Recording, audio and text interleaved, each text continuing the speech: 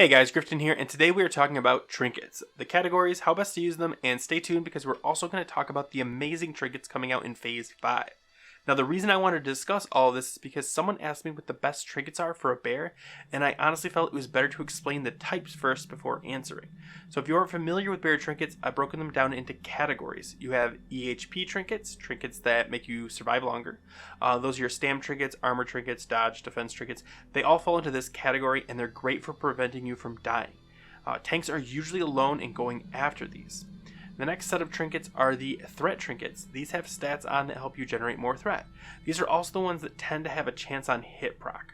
The last category of trinket are also considered threat trinkets, but they kind of stand alone, and they're known as snap threat trinkets. They give you an on-use effect that allows you to front load extra damage to get that burst of threat at the beginning of the pull.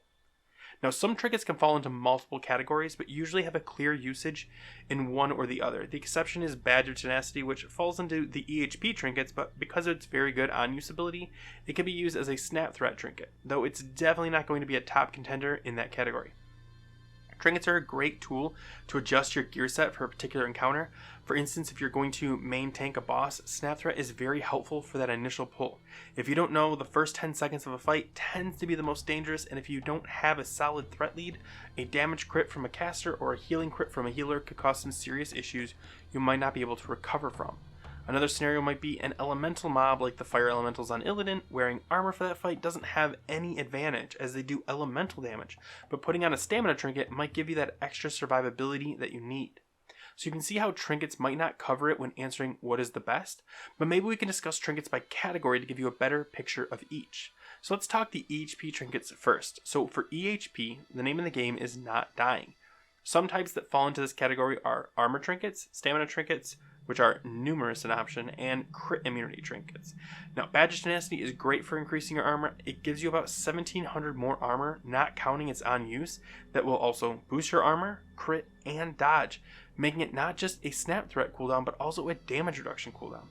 There are very few trinkets that fall into this category, and Badge is hands down the best at it.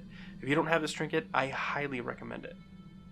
Now, stamina trinkets, these are plentiful, but also less used as you get geared. Most bears I know started with one in Phase 1 to help boost their health pool, but have moved away from them as their health pool is large enough without it. If you are under geared, these trinkets will help you survive those big hits you'll be taking, but once your armor and dodge start to climb up, it's best to swap these out, except for maybe a magic damage fight, if you feel you need the extra health. Notable stamina trinkets are Dark Moon Fair trinkets. These are mostly seen on paladins because of the proc effect benefiting them from Vengeance, but if you don't have engineering and want a big stamina boost from the auction house, this could be snagged up if you have the gold. The last subcategory of EHP trinkets is crit immunity trinkets. There aren't that many of these, but for fights where you want to swap in some threat gear or resist gear, but need to maintain that crit immunity, this can be a clever way to do that. Now, I do want to point out that I do not like the idea of crit immunity trinkets in a standard set. Now, if you don't PvP or just don't have the gear yet to get crit immune without crit immune trinkets, don't sweat it, you do what you have to do. But if you are working a crit immune trinket into your set, you're locking out a slot that could otherwise be used for much larger flexibility, as trinkets are one of the most flexible items for altering your gear focus. That being said, it's your gear, do with it what you will. As a side note, one trinket that doesn't fall into any of those subcategories is this guy, Moreau's Pocket Watch. Now, this is a fun trinket to play with, but I do not recommend this for raiding. If you're fresh into Kara and have no trinkets, sure, but I'd replace it immediately. Now let's move on to threat trinkets. Threat trinkets either have pure stats or have a proc chance for a big buff.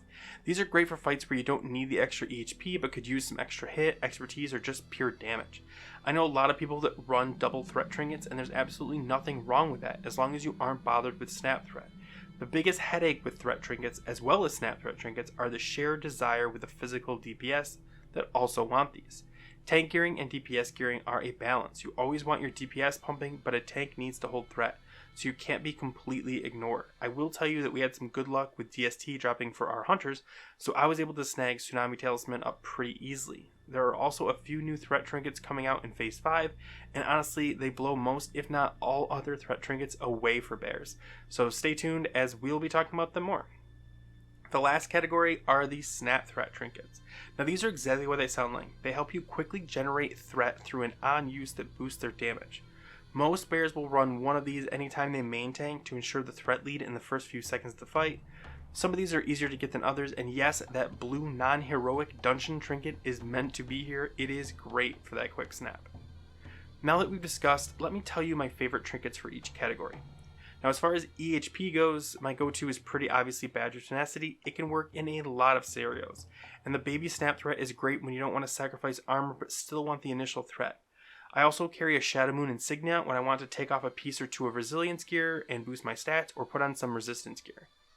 For threat trinkets, I currently use Romulo's or Tsunami Talisman, but Madness is probably our best for now, but good luck prying it out of our physical DPS's hands. Once phase 5 drops, you're going to want to snag up the Steely Naru Sliver or the Shard of Contempt. The expertise on those makes them jump way ahead of other threat trinkets, and in a lot of cases outpace most snap threat trinkets.